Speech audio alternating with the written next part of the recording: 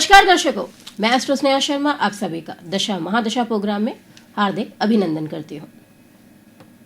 कहीं आपके साथ ऐसा तो नहीं हो रहा है कि बिना वजह ही आपको कोर्ट कचहरी वाले मामलों में घसीट लिया गया हो, या फिर बार बार अपमान का सामना करना पड़ता है। आपके घर वाले ही आपकी वैल्यू नहीं करते, उनके लिए आप कितना भी कर लें, लेकिन फिर भी आपको वहां से कभी भी पॉजिटिव रिस्पॉन्स नहीं आता है।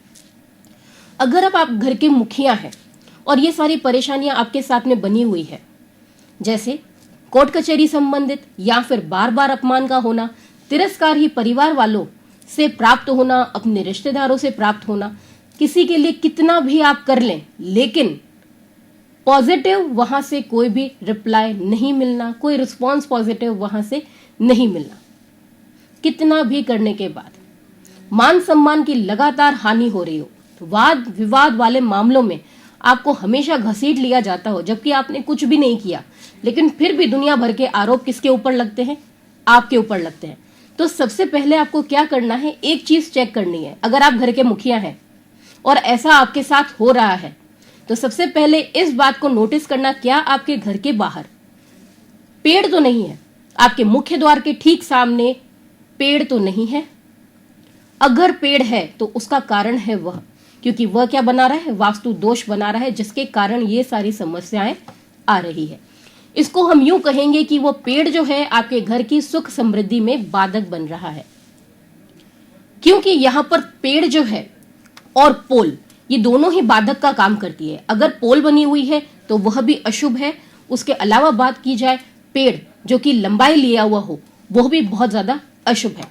ये दोनों ही सूरतें यहाँ पर क्या करती हैं? वास्तु दोष का निर्माण करती है और घर के अंदर सुख समृद्धि में बाधा का कारण बनती है, जिसके कारण बिना वजह के मामलों में भी घसीट लिया जाता है। कोर्ट कचहरी के चक्कर लगाने पड़ते हैं जिसमें आपका कोई भी कसूर नहीं होता, लेकिन फिर भी समस्याएं जो है वह खत्म होने का नाम ही नहीं लेती है, आपके मान सम्मान को क्षति पहुंचती।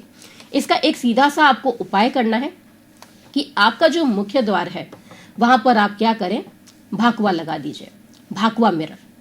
यह इन सारे दोषों का शमन करता है और जो भी वहां पे अपने को नेगेटिव एनर्जीज आ रही है उसको वापस क्या करेगा, रिवर्ट कर देगा, यानी बाहर की ओर फेंक देगा।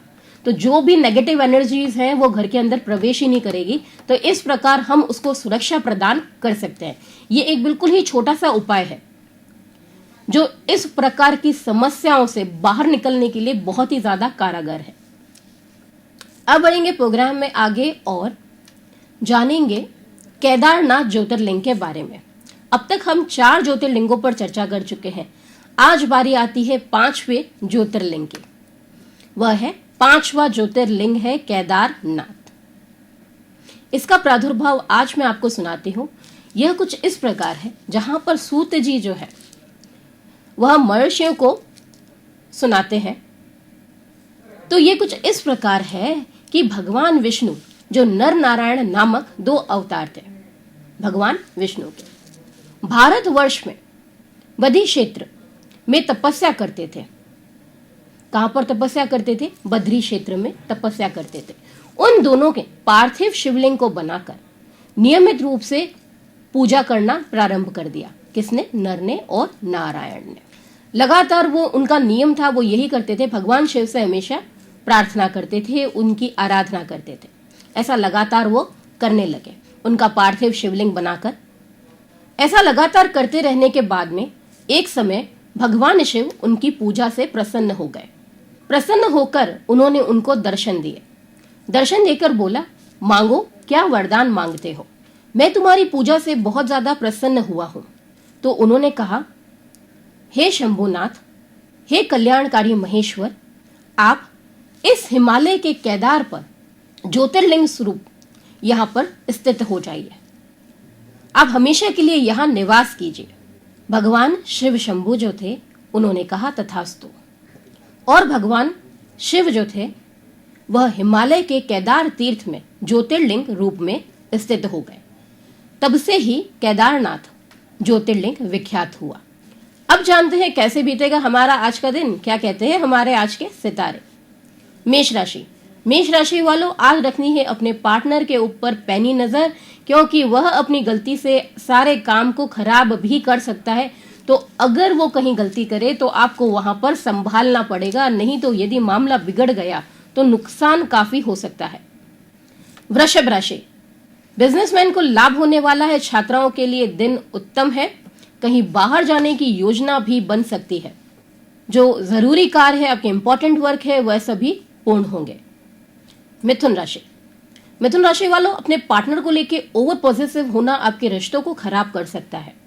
स्वास्थ्य की दृष्टिकोण से बात की जाए तो दिन आज सकारात्मक फल प्रदान नहीं करने वाला है। स्वास्थ्य का ध्यान रखें।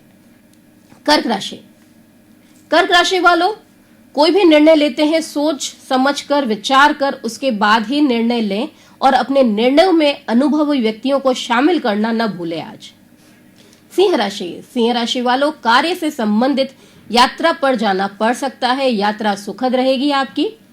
पारिवारिक दृष्टि से बात करें तो दिन अति उत्तम है। कन्या राशि, लैक ऑफ कंसंट्रेशन के साथ आज कई सारी गलतियां करने वाले हैं अपने कार्य में, जिसके कारण कार्य क्षेत्र में आपके अधिकारी आपसे नाराज हो सकते हैं आपकी लापरवाही को लेकर। तुला राशि, यात्रा के दौरान स्वास्थ्य संबंधित दिक्कत आज उत्पन्न हो सकती है, तो इसलिए अपनी मेडिसिन वगैरह यात्रा के समय साथ में कैरी करिए। संतान से शुभ समाचार आज प्राप्त हो सकते हैं, तो दिन जो है वो मिला जुला परिणाम देने वाला है। वृश्चिक राशि, रुके हुए कार्य जो है वो पूर्ण होंगे। लोन संबंधित जो आपकी वार्ताएं रुक रही थी उनको गति प्राप्त होगी। धनु राशि, गलतफहमियों को सुलझाने से रिश्ते और ज्यादा मजबूत होंगे। खर्चे आज आय से अधिक होने वाले हैं।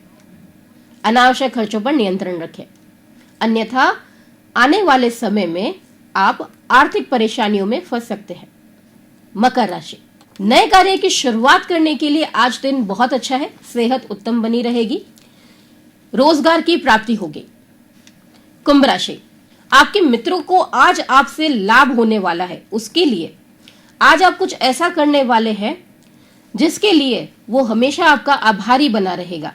परिवार में भी आज खुशनुमा माहौल बना रहेगा। पारिवारिक दृष्टि से भी दिन उत्तम है। ऑल ओवर बात की जाए तो दिन जो है वह सकारात्मक परिणाम देने वाला है। मीन राशि, मीन राशि वालों, शत्रु पक्ष जो है वो प्रबल होने वाला है। विचारों का आदान प्रदान जो है वह बना रहेगा। परिवारजन का साथ भी बना रहेगा और भविष्य को लेकर कुछ योजनाएं भी आप परिवारजन के साथ में आज बना सकते हैं। अब मैं आपसे विदा चाहूंगी। कल फिर मिलेंगे एक नए टॉपिक के साथ। नमस्कार।